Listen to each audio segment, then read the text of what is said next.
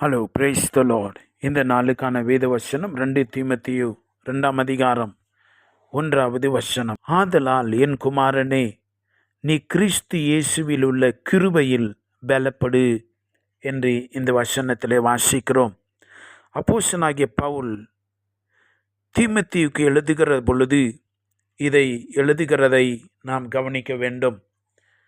அப்போஸ்தலனாகிய பவுல் மிக ஆழமாய் தெளிவாய் சொல்லுகிறதை பாருங்கள். வார்த்தையாகிய தேவன் மாமிசமாகி கிருபையாய் நம்மோடு அவர் வாசம் பண்ணினார் என்று நாம் வாசிக்கிறோம். அவர் கிருபை நிறைந்தவராய் இந்த பூமியில் இருந்தார். இன்றைக்கு தேவாதி தேவன் நமக்குள்ள வாசமாய் இருக்கிறார்.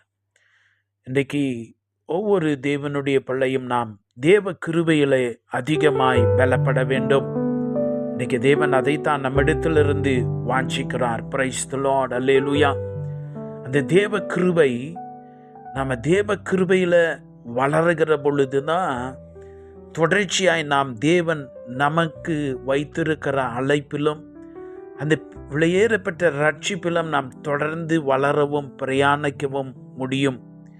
இன்றைக்கு எனக்கு அந்த கிருபையை பற்றிய ஞாபகம் எனக்கு இல்லாவிட்டால், அந்த கிருபையை பற்றி யோசனை எனக்கு இல்லாவிட்டால், எனக்கு ஒரு தேவை வருகிற பொழுது, ஒரு காரியம் சம்பவிக்கிற பொழுது, எனக்கு ஒரு நெருக்கடி வருகிற பொழுது, நாம் உறுதியாய் மனதார அந்த கிருபை என்னை காப்பாற்றும், கிருபை தேவ கிருபை என் மேலே இருக்கிறது என்று சொல்லி எல்லா நேரத்தில் நீங்கள் கிருபையை சார்ந்து கொள்ளுகிறீர்களே, தேவனுடைய கரம் உங்கள் மேலே உங்களை மறைத்திருக்கிறது.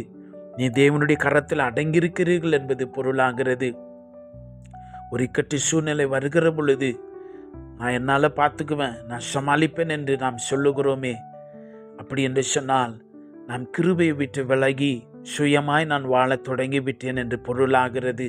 எனக்கு அன்பான தேவனுடைய பிள்ளைகளே, இன்றைக்கு நாம் எந்த அளவுக்கு இந்த தேவனுடைய அந்த வட்டத்திலே அவர் நியமித்திருக்கிறதான அந்த எல்லைக்குள்ளே நாம் மிக ஜாக்கிரதையாய் நாம் வாழ்ந்து கொண்டிருக்கிறோம். நமக்கு இன்னும் அதிகமான கிருபை அவசியமாய் இருக்கிறது. நாம் வேதத்திலே வாசிக்கிற பொழுது யோவான் 1:16 அவருடைய பரிபூரணத்தினால் நாம் எல்லாரும் கிருபையின் மேல் கிருபையை பெற்றோம். அல்லேலூயா. கிரேஸ் அப்பான் கிரேஸ். தேவன் நமக்கு அதிகமான கிருபையை கொடுக்கிறார். இன்றைக்கு ஒவ்வொரு நிலைமையும் நான் கிருபையில் வளரணும், கிருபையில் பலப்பட வேண்டும் என்று சொன்னால் என்ன தெரியுமா அர்த்தம்? I am totally depend upon God.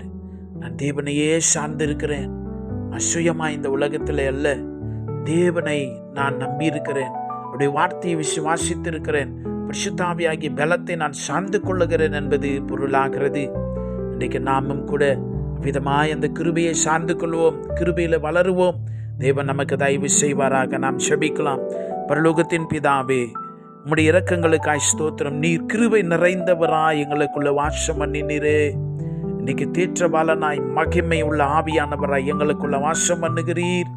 நாங்கள் உம்முடைய கிருபையில அதிகமாய் பலனடைய பரிசுத்த ஆவியானவர் எங்களை ஏவுவீராக, உணர்த்துவீராக.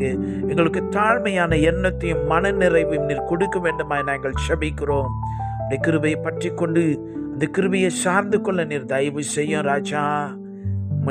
மாத்திரமே நாங்கள் நம்பி இருக்க, உமையே சார்ந்து கொள்ள கிருபை செய்தருளும். இயேசுவின் நாமத்தில் ஜெபிக்கிறோம் பிதாவே. ஆமென். God bless you.